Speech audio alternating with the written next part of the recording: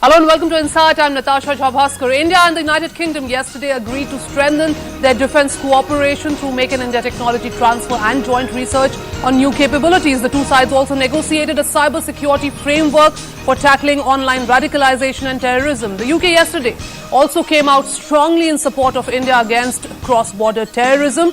Theresa May's choice of India as her first destination outside Europe underlines the importance the UK accords to its bilateral ties with India. The key focus areas of this visit are trade, investment, defence and security.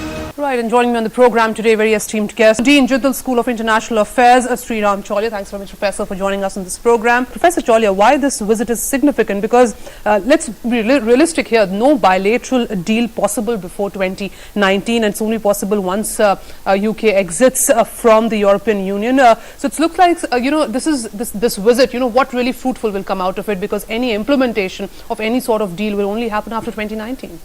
No, but from Theresa May's point of view, it's necessary for her to reach out to non-EU partners. After Brexit, they are desperate to look for fast-growing partners that are outside the single market, the European market. So India figures automatically for them. And right now, because of Brexit, the British pound sterling has taken a huge toll. It's down like 10 to 15% vis-a-vis the dollar.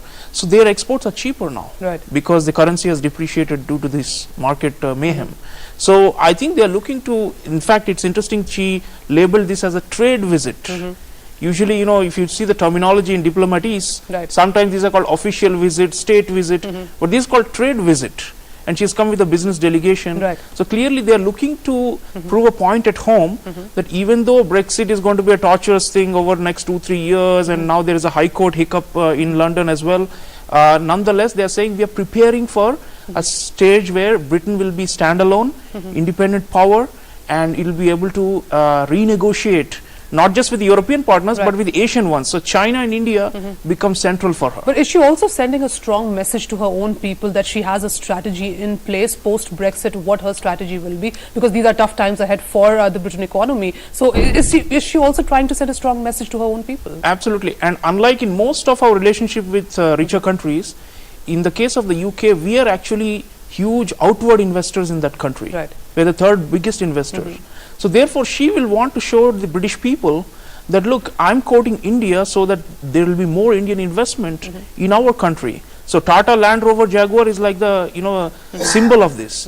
But there are so many other Indian capitalists wanting to set base in Britain, and she would want to give them special assurances, because earlier our attraction of the UK was it would be a gateway to export to the rest of the European Union. And now if Brexit is coming in, there's so much uncertainty, she'll, I think, go out of the way to assure us. So I think we have an upper hand and an advantage in negotiating with them, be it on trade or on investment related guarantees, because Britain is very frail and weak right now after Brexit. And she's coming to India to try and shore up that sentiment that, we are eager to quote you. Okay, Professor Chaulia. As far as the number of Indian students are concerned, which actually came down from 69,000 in 2010 to almost 11,864 this year. I'm curious about the contribution Indian students and Indian skilled workers have actually made to Britain's economy, and why is it that Britain is no longer respecting that? Yeah, I think it's because of this racist undercurrent that came up during Brexit.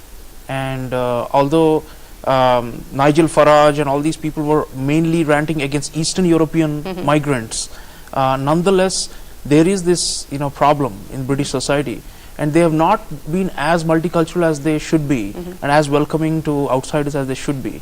So I think, but they are facing a shortage of skills. So on one hand, we need their skills and their know-how for smart cities, Make in India, Skill India and all these things. They're helping us with entrepreneurship and with apprenticeship and learning new skills in automobile manufacturing. These kinds of things have been agreed by Prime Minister Modi and Prime Minister May.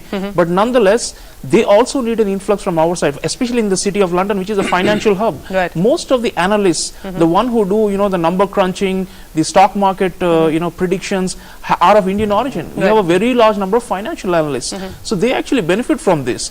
So it's not just we getting money from City of London through rupee denominated bonds and such things, which are of course important for us to raise finance, but our skilled professionals actually prop up the City of London, as it's called, the financial district. And Prime Minister Modi had visited and given a speech and in the city of London last In year. fact, even yesterday, many of the corporate haunches also said that as far as UK is concerned, it's going to be 1 million engineers short in Absolutely. coming years. No, but this is the irony, Natasha. Right. Most of the countries that are actually, from an economic point of view, require inflow of migration are the ones that are setting up the fortresses and the walls against the influx. So there is a mismatch between the politics and the economics. Okay. So Theresa May is like doing a tightrope walk between these two.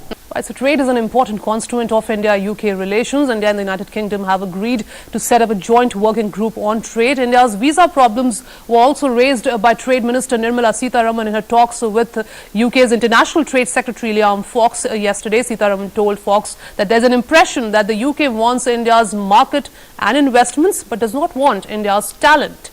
In this segment, we try to understand the sort of domestic challenges that exist for Theresa May. Domestic challenges, important challenges for Prime Minister May as far as United Kingdom is concerned. Let's not forget, she's somebody from the Remain campaign. She never actually agreed to Britain actually exiting European Union. So what sort of negotiations and how far she can actually come, do some hard negotiation with the European Union on this? Yeah, I think her hands are tied because of this new court decision that forces her to in a way reveal her positions. Right. She would have wanted this to be behind the scenes, free from the tabloid culture in Britain where they are attacking leaders all the time. So I think she has limited options. They want to have the cake and eat it too. Essentially, still have access to the single market, but restrict immigration from especially from southern and eastern Europe. So the Angela Merkel and the EU top brass will not have this. I mean, they're going to say, if you want some, you have to give some. So I think it's going to be, ultimately she's going to be forced to be reciprocal. That's why India and countries in the rest of Asia and the emerging markets become important for her, because she can then say, I'm offsetting some of the loss of face and the concessions we are making to the Europeans by getting gains elsewhere.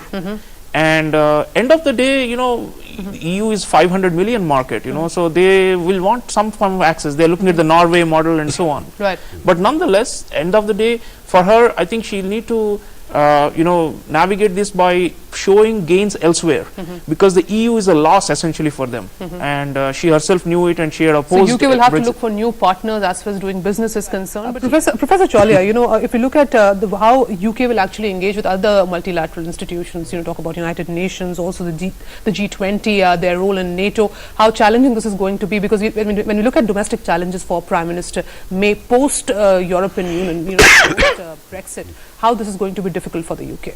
Yeah, I think they are on a weak wicket. They were a middle power, although they had historically a seat on the Security Council, but that's more due to the legacy of World War II. So now it's in a decline, and for Theresa May, she'll have to revive mainly the economy. But even in security terms and in multilateral forums, Britain has the advantage of a legacy of being a great power. Okay. So they still have kind of like that attitude, which is that British diplomats will try and craft the resolution in the Security Council alongside the Americans. British diplomats will play a huge role within the NATO command structure, even though they are not necessarily the top military anymore. British ambassadors around the world monitor situations with a sense as if they have just lost that privilege of being the former colonial power, but they still have a say in these countries. So they still have that attitude. Okay. So that is an advantage for them, because that way they will at least remain proactive in foreign policy. But end of the day, the means they have to be able to project power, be it in multilateral form, is quite limited. So I think we are going to see, I mean, they have the BBC and they have soft power and they have the English language, and we are connected. We have the Commonwealth, which binds India and UK. Right. But that's all right. I mean, there's nothing new to part talk of about. P5, so again, Yeah, that they have. They hold the historical vestiges are there. But if you look forward, for them, I think they have to do what the Australians did. For example, the Australians created a kind of a skilled in-migration policy that served them well for the last 20 years.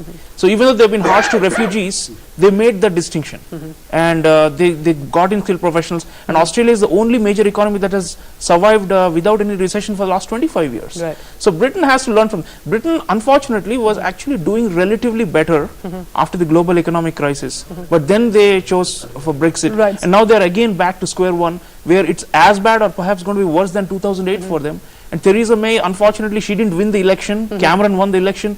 The power has been thrust upon her, Right. and she's trying to do the best. Professor Chaulia, India has asked Britain to extradite nearly 60 people. Even Britain has actually handed over a list of 18 people. How important this is going to be, because this is where we are struggling the most.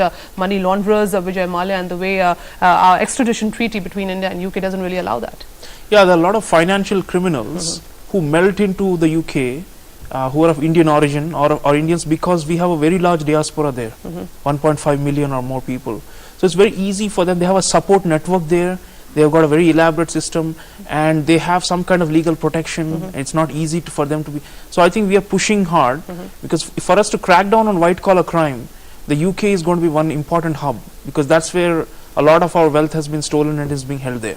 I'm not even talking of the historical reparations, Right. but just contemporary.